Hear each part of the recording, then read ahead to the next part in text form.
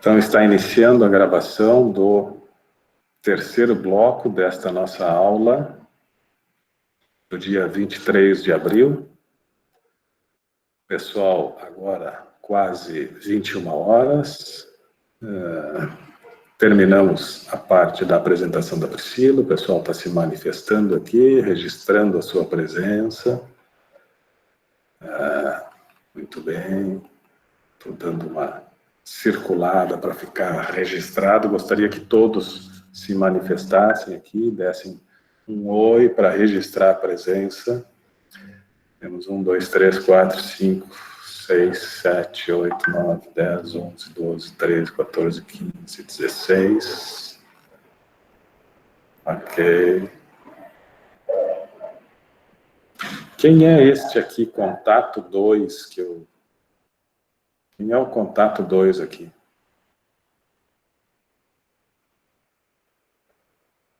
E aí, pessoal? Adriano, Adriana, Júlia. Contato 2 não é a intérprete? Agora eu estou na dúvida, eu acho que a Natália saiu também. Ah, é o Thierry, perfeito, tá, importante, porque depois eu não identifico, então tá. Contato 2, Thierry. Obrigado, Thierry.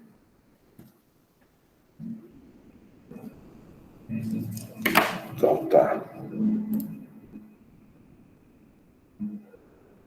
Luana, muito bem. Muito bem, vamos então de novo. Agora falar um pouquinho mais sobre...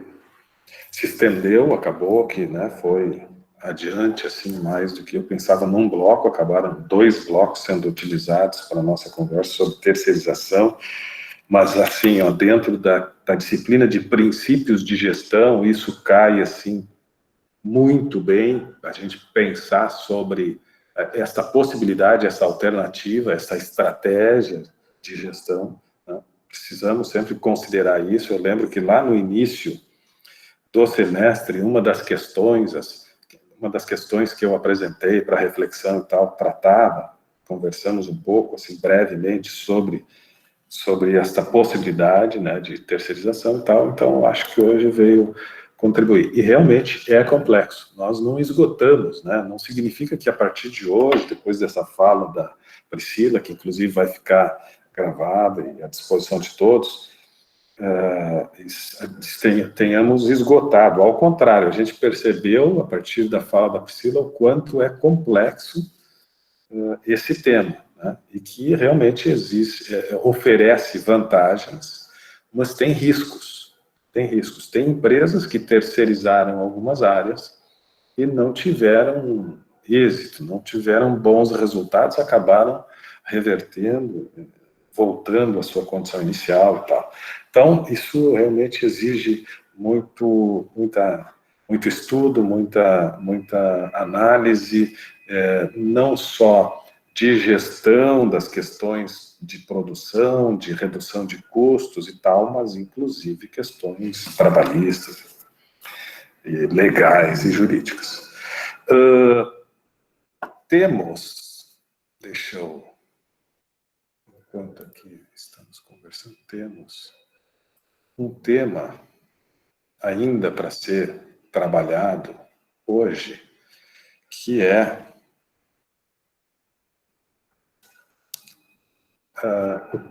um tema chamado centralização e descentralização de poder. Centralização e descentralização de poder. Isto faz parte, esse arquivo que eu postei hoje, que está no ambiente aula, deixa eu me certificar aqui. Deixa eu me certificar aqui no outro, se realmente está, mas me parece que já está à disposição de vocês. No bloco Desenvolvimento 1, centralização e descentralização. Isso, obrigado, Andriele. Então, já tem lá esse arquivo, centralização e descentralização, logo acima ali do link da aula de hoje. Amanhã eu tiro esse link e daí abro os vídeos gravados numa sala de interação, os vídeos gravados. Os vídeos gravados vocês estão vendo que Júlia disse, gente, não apareci, né? Eu não sei o que tu quis dizer com isto na chamada, no oi. Então, esses vídeos, eles estão todos os vídeos que estão sendo gravados, eu estou subindo para o canal do YouTube, e lá, então, quando vocês clicam aqui no link, vocês vão lá para o canal do YouTube. Podem fazer aqui na sala de interação, comentários sobre os vídeos. São salas interativas, tá? Não é só uma sala que eu despejo conteúdos e vocês, se quiserem, olhem, se não quiserem, não olhem. Não, eu espero que realmente, né, sejam salas interativas. Aproveitando, reforço, nós temos uma sala de interação chamada Discussão sobre Palestras Gustavo e Tales. Falei no início da noite, reforço agora, que vocês devem entrar nessa sala de interação, assistam a palestra do Tales e do Gustavo Caetano, e façam um breve comentário, né, tal qual aqueles que já estão lá, são apenas 7 que fizeram os comentários, sobre as suas percepções em torno daquela palestra. Nas salas de interação que apresentam, por exemplo, os vídeos gravados na semana passada, dia 16 de abril, na aula do dia 2 de abril, porque 9 de abril foi o feriado de Páscoa, enfim, nos outros encontros, também podem, né, estão lá postados os vídeos, os links, mas vocês podem fazer comentários, não tem problema, sempre é muito produtivo, assim, ter um feedback, ter parecer de vocês sobre as atividades que estão sendo desenvolvidas. No próprio chat aqui, vocês podem ir comentando e tal, sobre aquilo que a gente está trabalhando.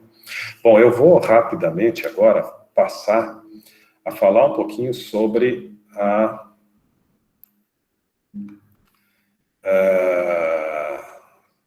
sobre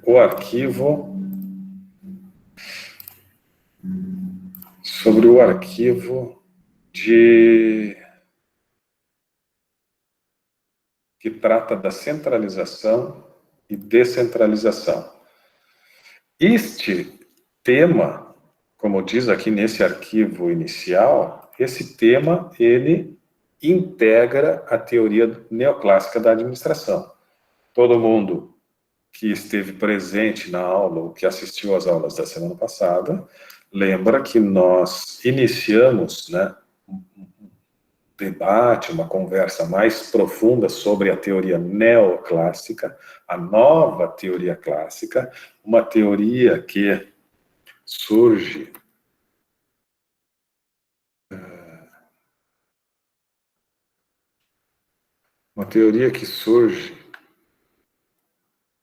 para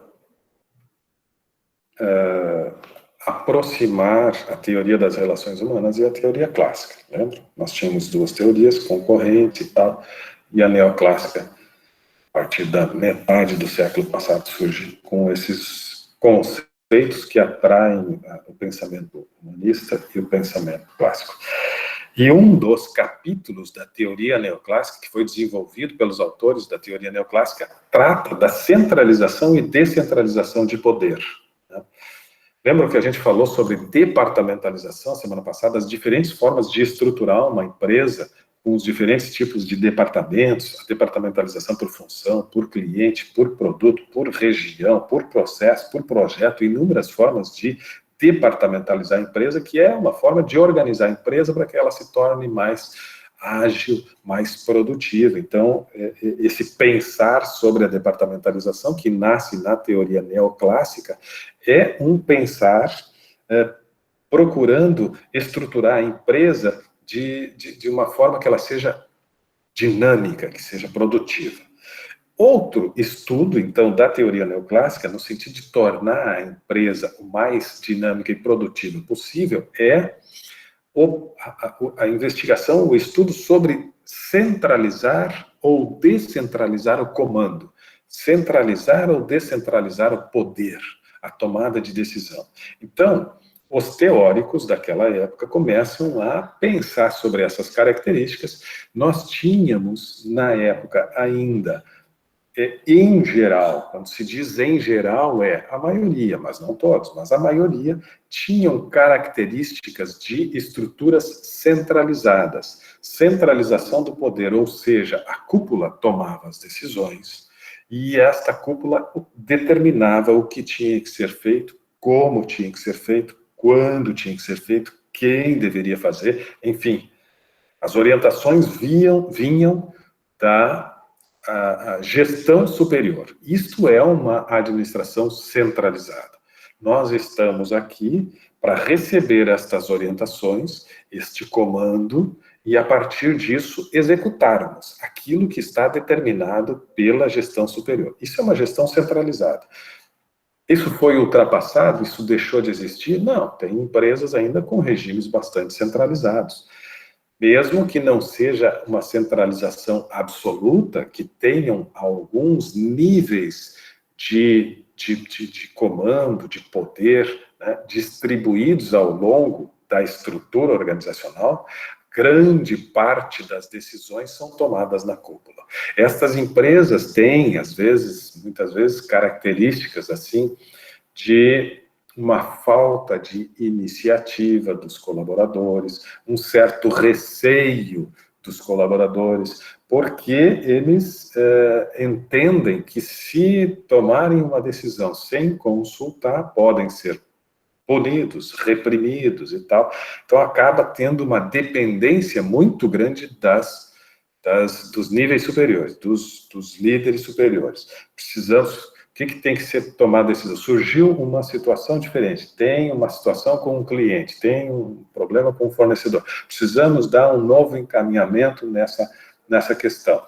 Vamos consultar lá a direção, os diretores, o presidente, porque para ver o que ele autoriza, se ele concorda, se ele não concorda e tal. E aí acaba que as pessoas ficam sempre nessa dependência, porque sabem que não pode tomar decisão, correndo o risco de ser reprimido, de ser penalizado, Então, precisamos... E isso inibe, né, ou tira a minha vontade de buscar alternativas. Eu vou relatar o problema, vou descrever o problema e vou esperar a solução. Gestão centralizada. A solução vem de lá. A solução vem de lá, mas é uma solução que vem... com um nível de confiabilidade muito grande, porque, afinal de contas, quem está tomando a decisão, quem está definindo o que vai ser, qual vai ser a orientação, né, quem está dando a ordem é nada mais, nada menos do que o mandatário, ou a pessoa que conhece essa empresa como ninguém, a pessoa, talvez, que tenha fundado essa empresa. Então, se é ele que tem que tomar a decisão, obviamente que nós estamos mais seguros e mais tranquilos, porque é a decisão tomada por alguém que realmente conhece muito a empresa, mais, provavelmente, do que nós. Esse é um pensamento que, de certa forma, acaba reforçando, né, incentivando alguns regimes centralizados. Né? Não adianta, ninguém sabe mais do que ele. Ele criou, ele fundou essa empresa, ele que fez essa empresa crescer, ele que transformou aquela pequena empresa familiar neste grande conglomerado industrial, nesse império e tal. Então, quem somos nós para ficar discutindo? Nós temos que realmente acatar as decisões e tal. Isto é um sentimento, né, uma cultura destas empresas que têm regimes centralizados. Mas como a gente está numa época em que as empresas bem-sucedidas se desenvolvem, ampliam, crescem, muitas vezes abrem outras unidades, filiais e tal, chega um determinado momento que uma pessoa, ou um pequeno grupo, uma direção e tal, não tem mais condições de ficar gerenciando todos os departamentos, todas as áreas, todos os setores e todas as unidades, quem sabe.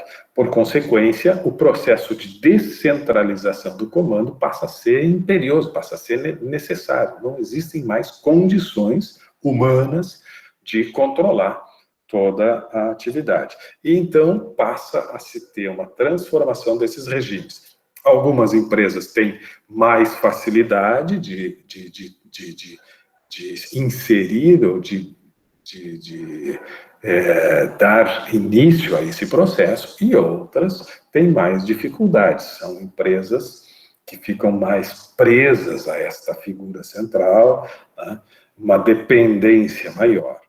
Esta capacidade, né, de deflagrar um processo de descentralização, de transferência do poder, essa capacidade de dar início e andamento a esse processo de distribuição do poder, ou incapacidade de transferir poder, tem muita relação com, como eu falei há pouco, com a persona, com as características pessoais daquele que está lá em cima. Muitas vezes, ele não acredita que aqueles outros que estão a serviço dele tenham tanta competência e capacidade para tomar decisões importantes tão bem quanto ele. E, por consequência, ele mantém ainda um conjunto de decisões mais estratégicas e importantes sob a sua, né, responsabilidade.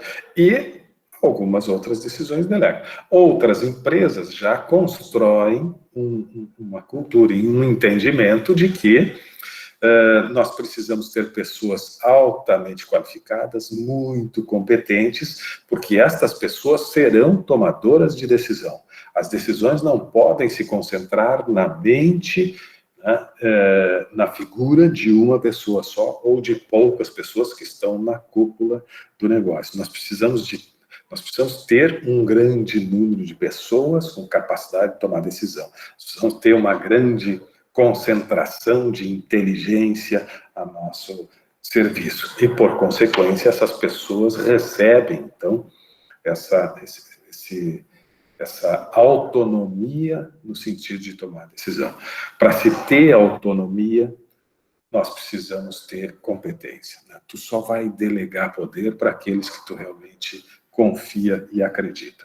Estes foram os estudos que concentraram atenção e esforços dos teóricos dentro da teoria neoclássica, em determinado momento. Mais um capítulo. Teoria neoclássica é muito ampla, mas um dos capítulos, como eu falei, é exatamente este que trata destas características de centralização versus descentralização.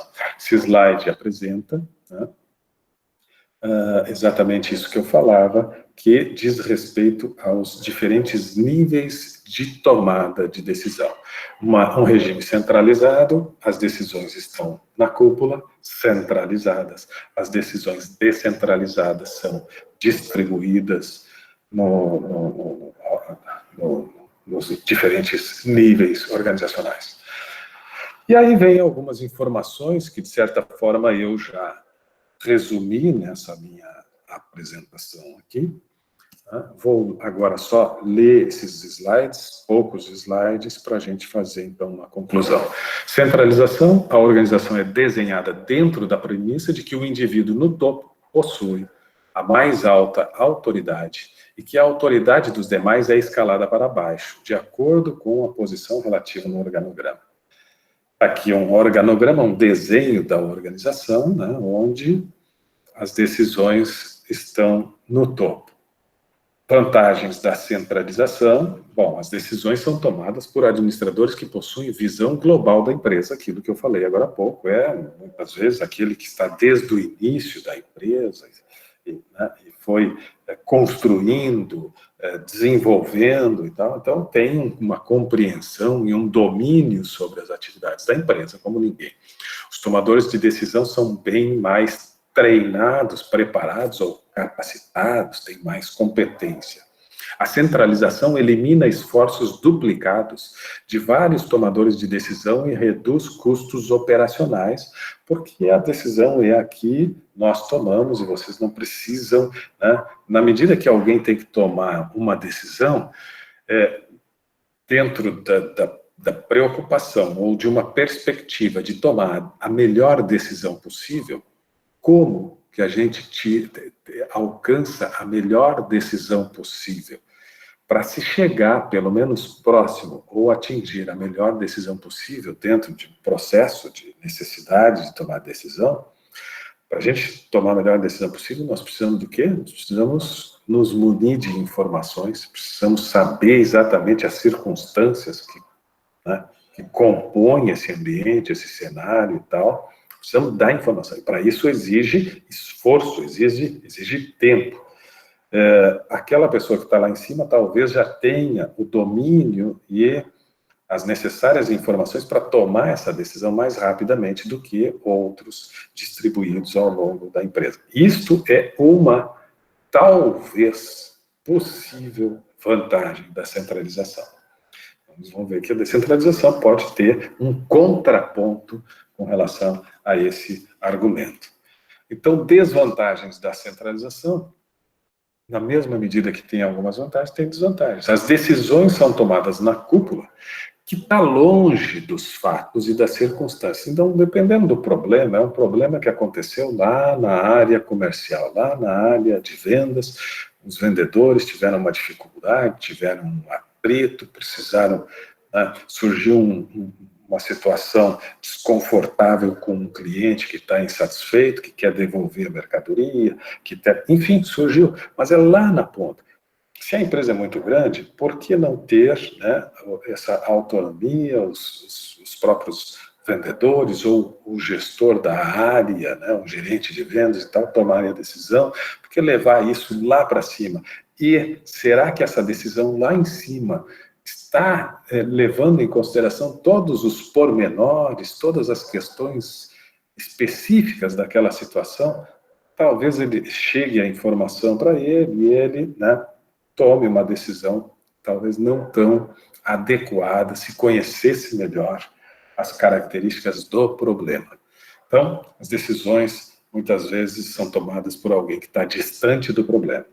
Os tomadores de decisão no topo têm pouco contato com pessoas e situações envolvidas, que diz respeito também a isso que eu falava agora mesmo.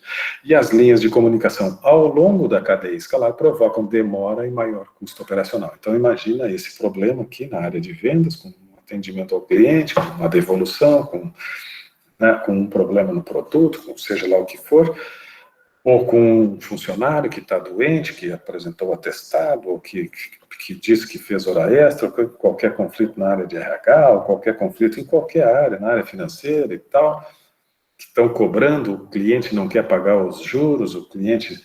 Enfim, problemas operacionais, problemas do dia a dia das empresas.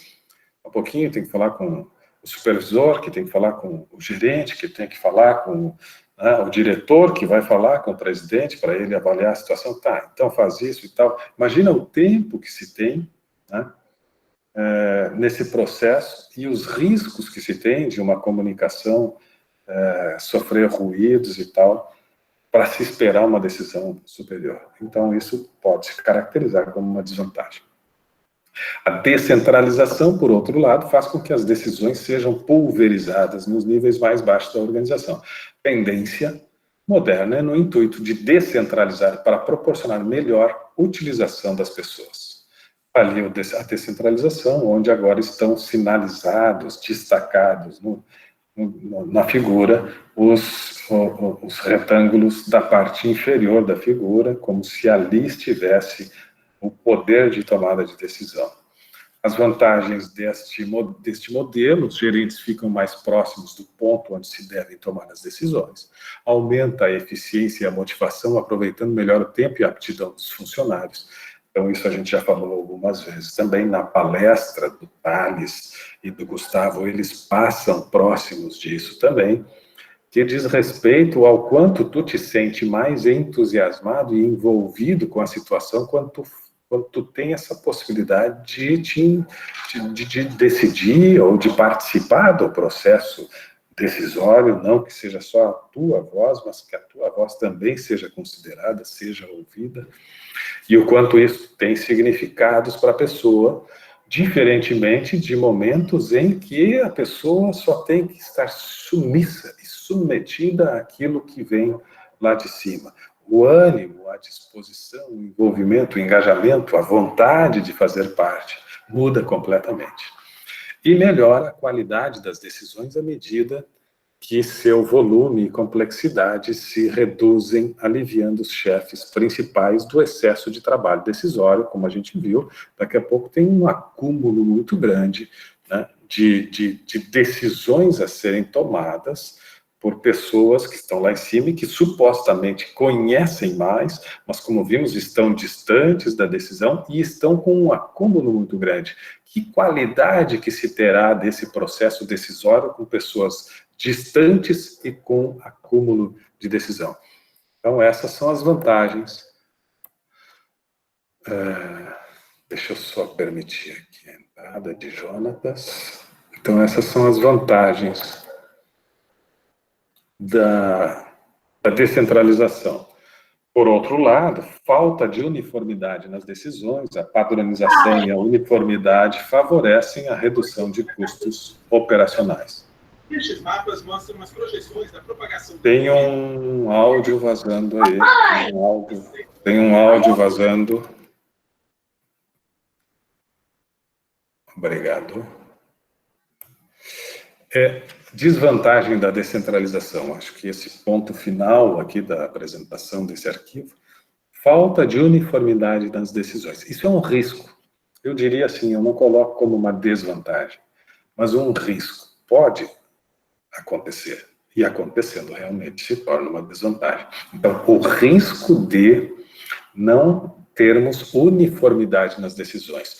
O gerente da área comercial acabou tomando a decisão a partir da situação ali que o cliente apresentou, o gestor financeiro acabou tomando uma decisão com relação à isenção de juros, né, do cliente, o RH acabou tomando uma decisão de demitir o funcionário que estava lá apresentando, né, algumas questões, estava faltando mais e tal, enfim, vão tomando decisão e talvez essas decisões não estejam completamente alinhadas, adequadas a um plano estratégico, a um objetivo maior e tal, e, né, não perfeitamente alinhadas à própria política que é pregada pela alta administração. Então, às vezes, temos esse risco. Mas quando as pessoas têm domínio, né, da política, dos propósitos, da visão da empresa, da missão, dos propósitos, dos objetivos, bom, o risco de não haver uniformidade é menor. Quanto melhor a qualidade da comunicação, horizontal e vertical, quanto melhor essa qualidade, quanto mais as pessoas realmente compreenderem como as coisas acontecem na empresa, quais são os objetivos, quais são os propósitos, o que se busca, o que se valoriza, quais são os nossos valores. Bom, a possibilidade de ter decisões desalinhadas vai diminuindo. Se as pessoas não têm muita clareza com relação a tudo isso, bom, aí a possibilidade de desajuste é maior. Então, isso eu diria que não é uma desvantagem, mas sim um risco, uma possibilidade. E isto é um tema, então, como eu disse, que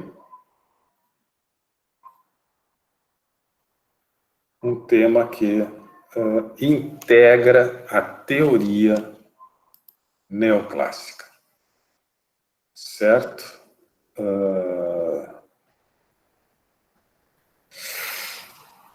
Estou aí, muito bem. Bárbara comentou aqui, quem recebe a ordem às vezes tira o dele da reta, faz a falta, mas a falta de autonomia às vezes é ruim, isso aí. Ok, pessoal? Este arquivo está ali, esses slides com uma síntese, né, que são mais orientativos dessa explanação, assim, que eu trago para vocês, diz respeito a mais um capítulo da teoria neoclássica, que trata desta, né, capacidade do gestor, de nós gestores, a capacidade que precisamos desenvolver para saber exatamente como distribuir o poder ao longo dos níveis hierárquicos, dentro da nossa organização. Já falamos sobre equipes autônomas em outras oportunidades. Então, quando a gente fala de equipes autônomas, significa um processo bastante intenso de descentralização do poder, ou seja, a empresa, né, compreende que o seu grupo de trabalhadores e tal tem tal capacidade e competências suficientes para tomarem as decisões, para, inclusive, projetarem, desenvolverem planos e, por consequência, né, institui esses modelos de grupos autônomos. Obviamente que em algum momento vai ter, sim, os encontros em que vai ter uma espécie de seminário, onde os grupos, os setores, as pessoas que tomaram decisões vão ter que compartilhar, vão ter que mostrar os resultados, né? Vão ter que demonstrar como que chegaram aquelas projeções e o quanto delas foram atingidas e tal. Claro que não é, né, autonomia absoluta, tu faz o que tu quiser indefinidamente e não vai precisar prestar contas. Naturalmente que isso faz parte de qualquer negócio, qualquer empreendimento. Ok? É isto que tínhamos sobre centralização e descentralização. Esse é o terceiro bloco da aula de hoje, de 23 de abril. Vou pedir para vocês fazerem agora breves comentários sobre o que acharam da aula. Quero também breves comentários sobre como estão se sentindo neste ambiente. Repito aquilo que disse no início da noite, a expectativa que se tem ainda de pelo menos, hoje é 23, dia 30, pelo menos mais 3 encontros aqui nesse ambiente. Tá? Não voltaremos no início de maio ainda, a gente volta numa perspectiva positiva, voltamos na semana do dia 18 de maio. Essa é uma perspectiva otimista. Nós temos aqui no nosso calendário, hoje é 23, temos aula no dia 30 de abril, temos aula no dia 7 de maio, temos aula no dia 14 de maio. Salvo alguma mudança, sim, né, o que se tem é, para esses 3 próximos encontros, aulas no ambiente virtual. Então, videoconferência. Então, eu penso assim que seja adequado e interessante que vocês que estão aqui até agora façam comentários, tragam percepções, né, sobre como é que estão vendo tudo isso. Eu, essa semana, fiz contato com mais alguns alunos da turma que estavam ali sem participar, inclusive daquela atividade AP1. Então, fiz alguns contatos e tal, da turma 4, acabaram não postando o trabalho. Mas, enfim, a gente está tentando, né, de todas as formas aqui, manter as características, como eu tenho dito, as características da presencialidade, essa oportunidade da gente dialogar, a oportunidade de online a gente tratar dos assuntos, eu trago os arquivos como se fosse uma projeção na sala de aula, e a gente abre o espaço. O chat nos permite que vocês registrem uma dúvida, um questionamento, ponto de vista, sem interrupção. Por vezes, quando a interrupção for necessária, vocês têm um microfone.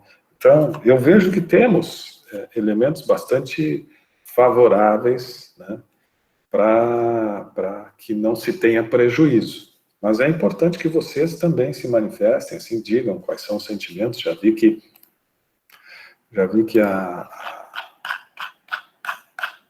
quem é que se pronunciou? A Júlia, eu acho a Júlia. Gostei bastante da apresentação da Priscila, acho um assunto bem interessante, pouco falado no dia a dia, é verdade, e está assim, satisfeita com as aulas online, conseguindo prestar atenção e tal. Isso é muito das características de cada um, mas eu penso que, né, a gente tem bons recursos aqui. A Adriana também está gostando, tem mais participação, é verdade. A apresentação foi muito boa, muito interessante, eu também gostei bastante. Se estendeu, mas eu acho que eu estava assim acompanhando, está indo além do tempo que eu tinha previsto, mas a Priscila ela estava à vontade e estava trazendo assim, né, questões interessantes. Então, obviamente que o meu papel era exatamente deixar ela, né, fluir na apresentação ali, estava trazendo bastante conhecimento, eu gostei. As aulas de quinta estão sendo bem diferentes do que temos com os outros professores.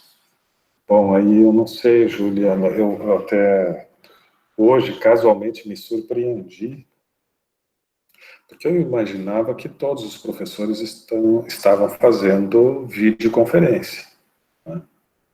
Mas hoje, outro aluno que não foi dessa turma aqui, mas outro aluno me disse que não, né, todos os professores estão fazendo videoconferência.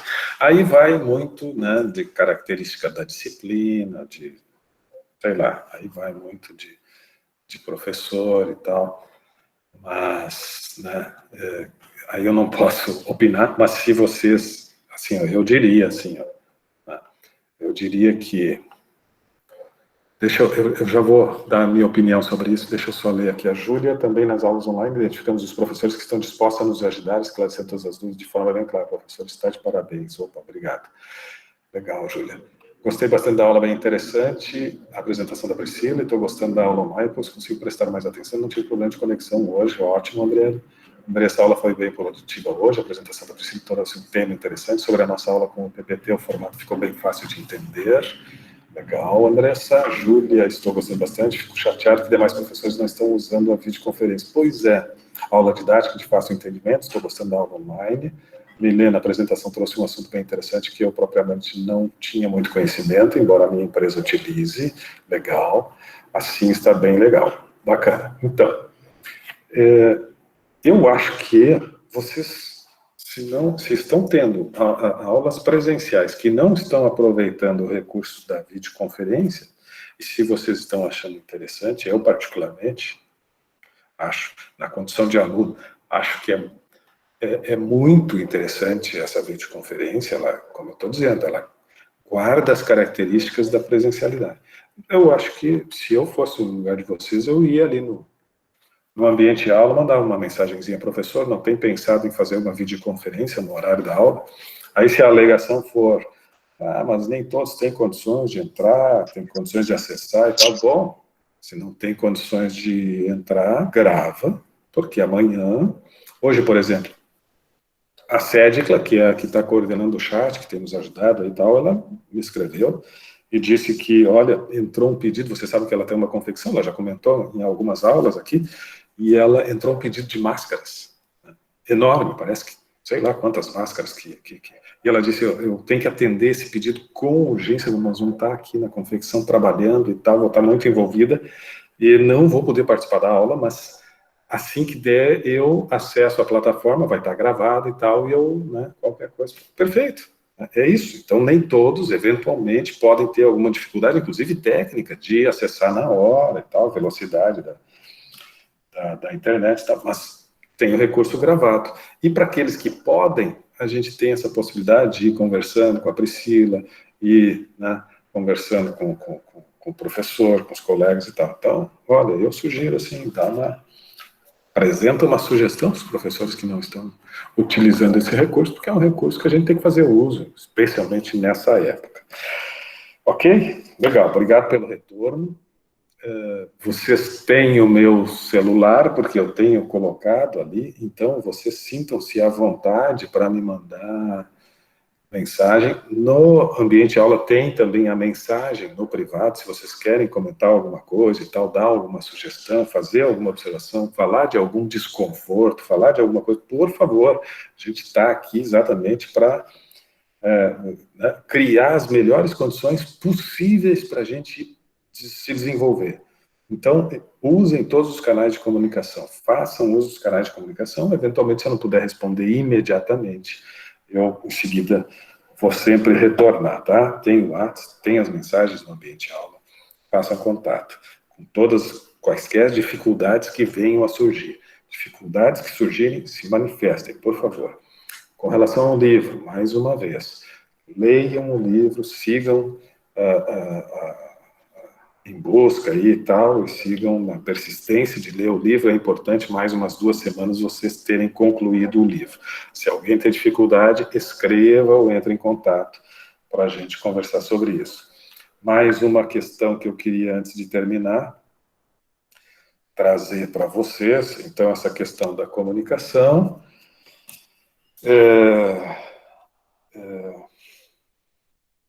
Tinha mais um ponto. Bom, acho que é isto.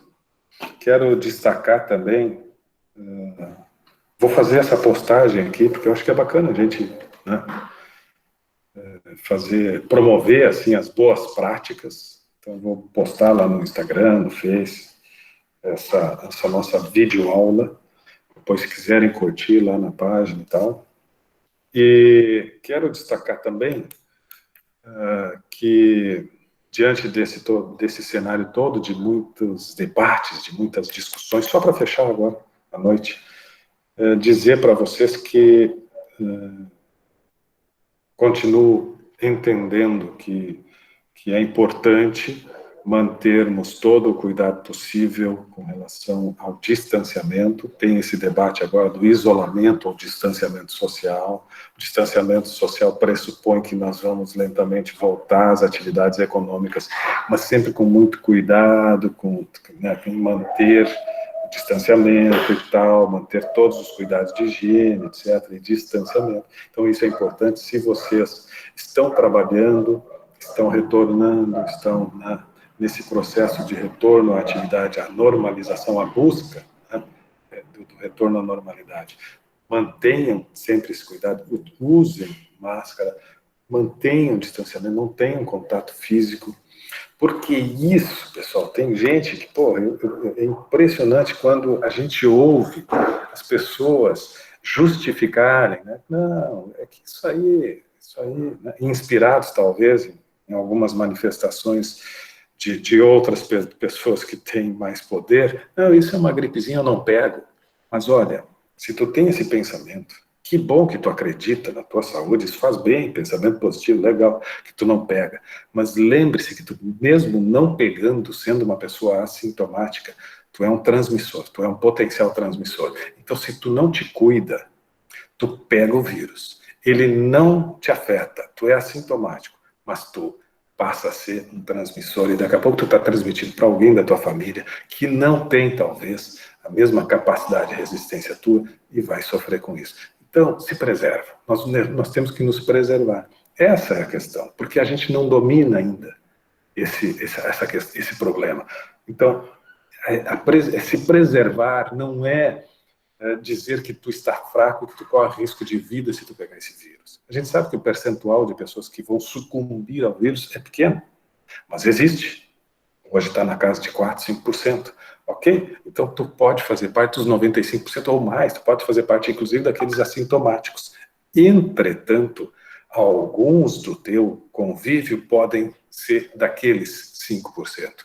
E se tu não te cuida, tu vai levar o vírus para ele. Essa, em resumo, é a questão da preservação. Vamos cuidar de nós, e cuidando de nós, estaremos cuidando de todos. Ponto. Então, vamos voltar lentamente ao nosso convívio social, mas mantendo todos os cuidados possíveis. Enquanto isso, agora sim, para finalizar, quero dizer que eu tenho desenvolvido as minhas atividades, as reuniões de trabalho, as reuniões no sindicato, as minhas aulas, as orientações. Eu tenho feito tudo de casa, realmente estou respeitando o isolamento. Obviamente que, por vezes, assim, eu já comentei aqui, em algum momento a gente tem que ir ali fazer as compras. Estou priorizando fazer compras pela internet e tal. Mas saí de casa já 2 vezes, e esta próxima semana vou sair mais uma vez em movimentos de solidariedade. A Associação dos Docentes da UBRA doou 30 cestas básicas. A associação que eu faço parte da diretoria, doamos 30 cestas básicas para comunidades carentes, 10 cestas básicas para uma comunidade carente de Porto Alegre, 20 cestas básicas para uma comunidade carente aqui de Canoas. O Sindicato dos Professores, que eu faço parte da diretoria também, doou agora, esta semana, eu fiz a entrega, até postei nas minhas redes sociais, de 20 cestas básicas para o Banco de Alimentos de Canoas, que eu também, outrora, já fiz parte da diretoria, e o Banco de Alimentos, então, está atendendo algumas comunidades muito carentes, muito carentes. E isto, então, fica, a semana que vem, eu vou estar, junto com uma equipe, do grupo chamado Abraço de Rua. E nós vamos estar lá no centro de Porto Alegre, próximo do túnel da Conceição, levando alimento aos moradores de rua, com todos os cuidados necessários, mas vamos estar lá.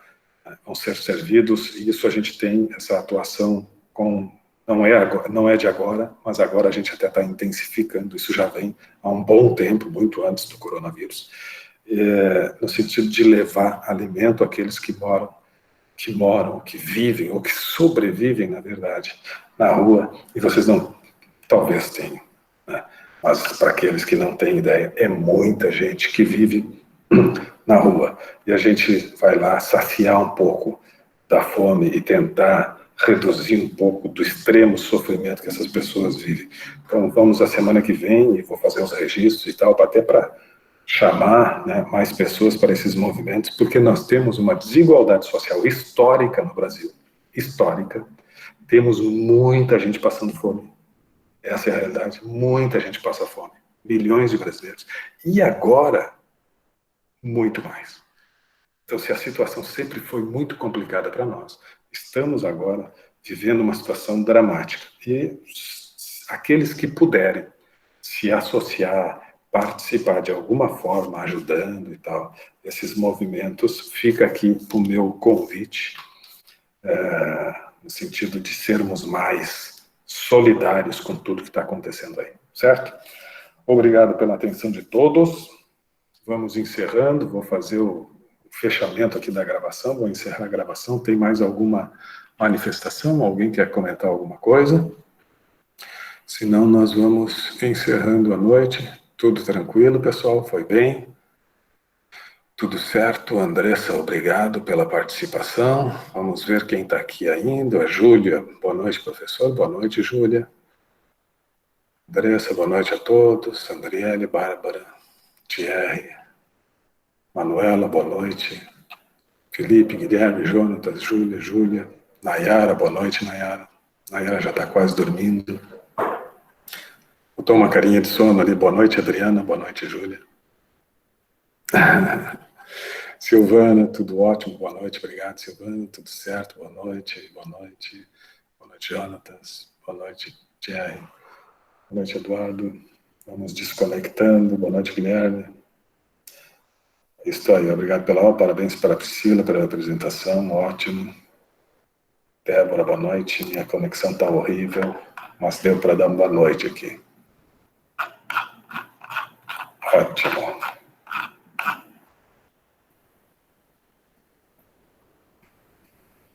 Boa noite, Débora. Boa noite, Yuki. Boa noite a todos. Ok? Estou encerrando, então, a gravação.